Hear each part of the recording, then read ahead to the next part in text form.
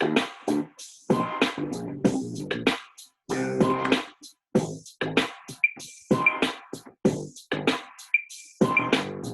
been watching.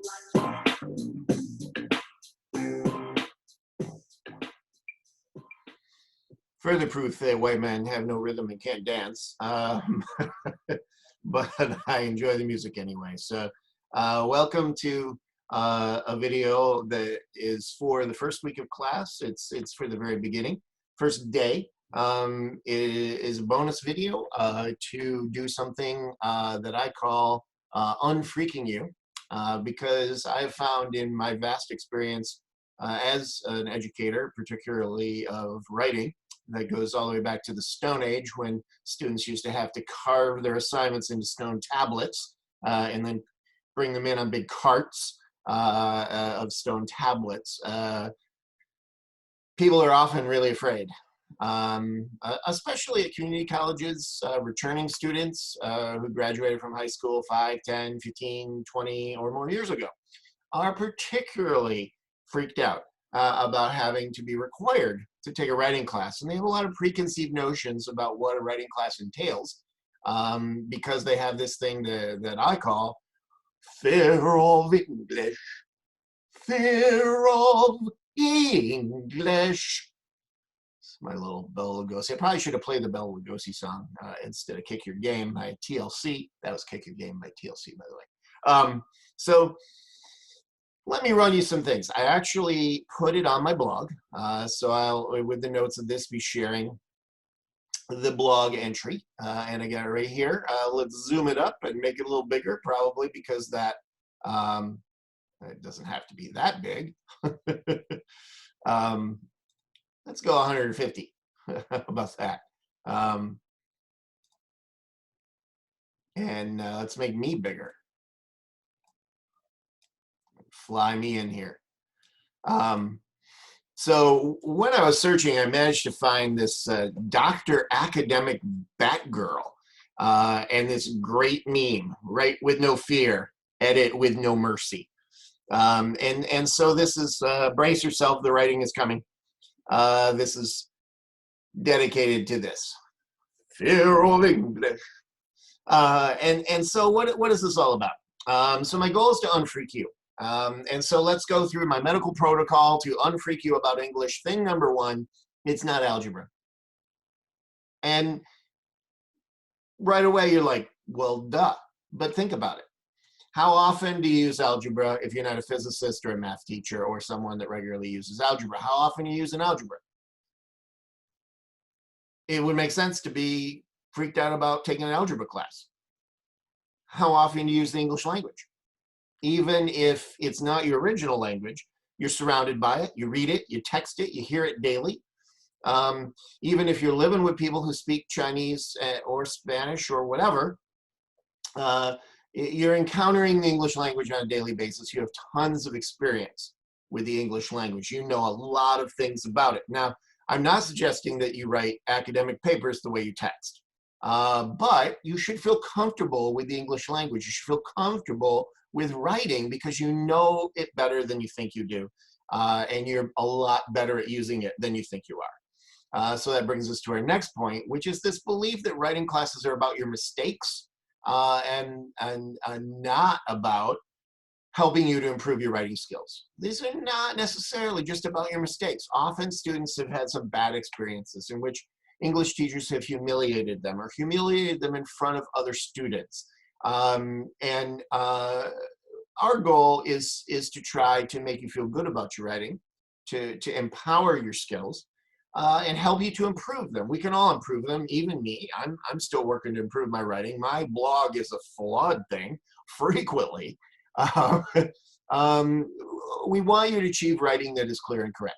But at the same time, we want you to do it in a way that is positive, a positive force for good. So we're not super nitpicky about grammar.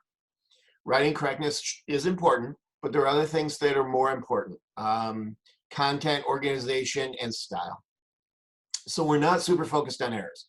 When we teach writing, we're more focused on issues like content, purpose, audience, organization, and voice. Also, I like humor within the confines of academic standards. So you cannot learn everything about writing in one semester. So I'm going to make an analogy to the Rolling Stones Top 100 album chart in a few minutes, but first I want to talk about some other things. I encourage. My goal is to writing feedback, grade feedback to you with what I call praise sandwich, where I praise you, give you what I call advice for improvement, and then praise you some more. And if I don't follow this model, you're welcome to come find me and give me a smack upside the head with a large sock full of horse manure. I do not respond to writing with corrections. I am not giving you things to fix. I am not giving you just edits. I'm not telling you what's wrong. I'm not delivering criticism. I'm not delivering constructive criticism or any of these kinds of pejoratives. It's advice for improvement. So praise, hey, these things are good, or thanks for submitting. At least you did. Thanks for finishing it and turning it in. Here's some things to work on. Here's some things to think of. Here's some other things you did well. I like this. And then at the end, hey, you're doing great. Keep going. You're fine. All right. And that's what I do. Some more memes. Check them out. I thought I found some good stuff. So this is the model that I follow, PEFM, in the regular face-to-face classes. I ultimately give you this question as a final exam question.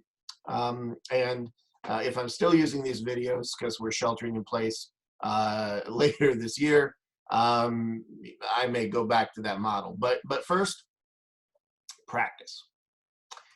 Not a game. Not a game. We're talking about practice. Practice. It's kind of funny because today I saw on ESPN that this is the anniversary of that rant by Allen Iverson from 2002, which I'm like, wow, that's a long time ago. But it tells you what day. You can go look it up and find out what day I made this video, but practice. Here's the thing.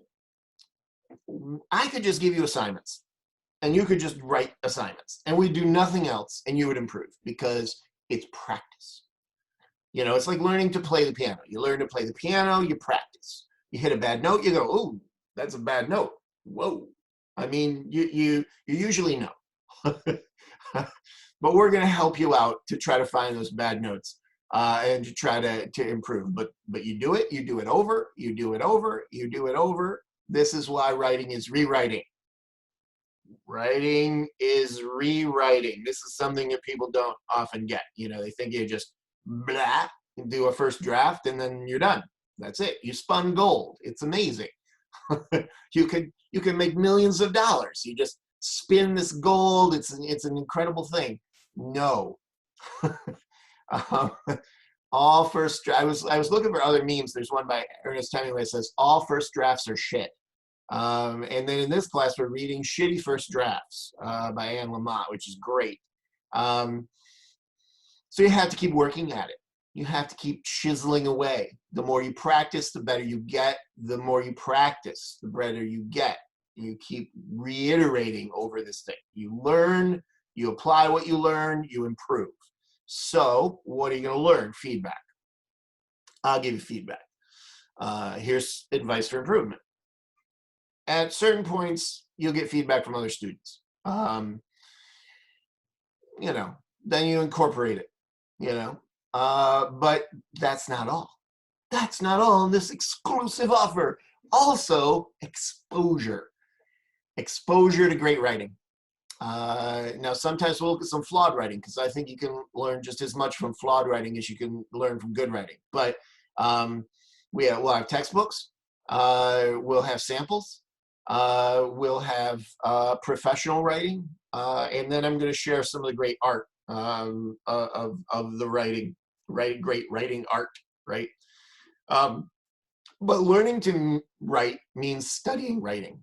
You know, you don't learn chemistry and not study the principles of chemistry. You don't learn psychology and not study the principles of psychology. You can't learn to write and not study the principles of writing. And often students just do the writing, don't do it a second time, and don't read anything. Don't look at other writing and try to figure out why it's good or bad.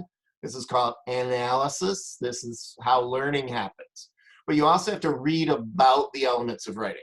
I'm going to flood you with resources. I'm going to want you to read them and study them. A lot of this responsibility is on you. You have to take the initiative to learn these things. You know, I scaffold, I set up the foundations in class periods, but I can't do it. I can't do it all for you. You have to take the reins and go forward, which is why motivation.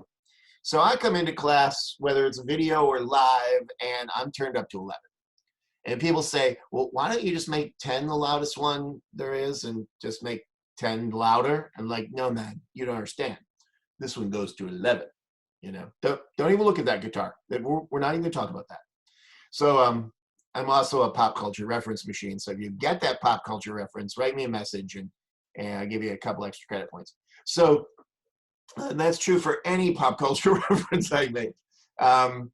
You got to be motivated. I'm going to be motivated. I love writing. I love teaching writing. I love making these videos. They're fun. But you got to want it. You got to get after it. You got to put in the time. You got to be motivated, because being able to write well, it unlocks all sorts of opportunities. I mean, I know teachers will say this over and over again, but at the very least, a killer cover letter, get a job, and the world's greatest love letter to get a partner in life. Those two things alone are love poem. You know, together as ever as one. It's my new favorite motto. Chris Cuomo, CNN. I'm tempted. Always awful first dress up. Just start. You know, I saw the original Star Wars in the theater like 30 sometimes. We just had May the 4th, so I wrote about that, you know. Guta solo som dam bichale mamakom pitatom beniwa. Yeah, I'm a geek. All right, so other memes. I see a writing class much like the top 100 album chart in the back of Rolling Stone magazine. I couldn't find a great picture of the chart. This is the best I could do. Everybody debuts somewhere on the chart. You're somewhere on the chart. Nobody's up at 1. Let's say you're at 25. Our main goal is to get you 24. Improvement, just improvement. You can't learn everything about writing in one semester. I might just be up at 20. You know, we would assume that I'm a better writer than my students, but sometimes I see people's writing and I'm like, I couldn't have done it as well as that. I don't know if I can teach you anything. That happens. Sometimes I learn stuff from you, you know, and I get really excited about that. Our goal is to improve your skills, not equip you with all the knowledge of the subject. Mastery comes through study, but not after just one course. No one is up at number 1. Everyone still has things to learn. Stephen King, Brandon Sanderson, Nora Roberts, they all have things to learn except maybe Margaret Atwood. She's pretty perfect, and she's my favorite writer. More on her. I'll be reading her work in the future. I was talking about Rolling Stones, so I got some Lennon. I got some album covers from the 70s. I found this Simpsons meme I thought was fantastic. And then I conclude my blog, and then there's this great thing. Everything you want is on the other side of fear. Fear is the mind killer. Dune. It's going to be okay. It's going to be okay. I'm gentle. I'm infinitely approachable. Let me know if you have problems. And here's the thing that I recently had a teacher say to me. I recently went back to school and was studying computer science and taking classes at the university where I was teaching back in Michigan. And this teacher sat up in front of the classroom and he said, look, I'm on your side. I want you to succeed. I'm on your side. Work with me. And I was like, wow, I don't know if I've ever had a teacher that actually said, I am on your side. I mean, I know some of my teachers, you know, wanted to help. They're reaching out. They wanted me to be successful. They would say that. But they never said the words, I am on your side. I'm on your team, man. You know, take advantage of me. We're in this together as ever, together as one. So, looking forward to seeing you around the classroom. That's the end of this video. Thanks so much for tuning in. See you soon. Bye-bye.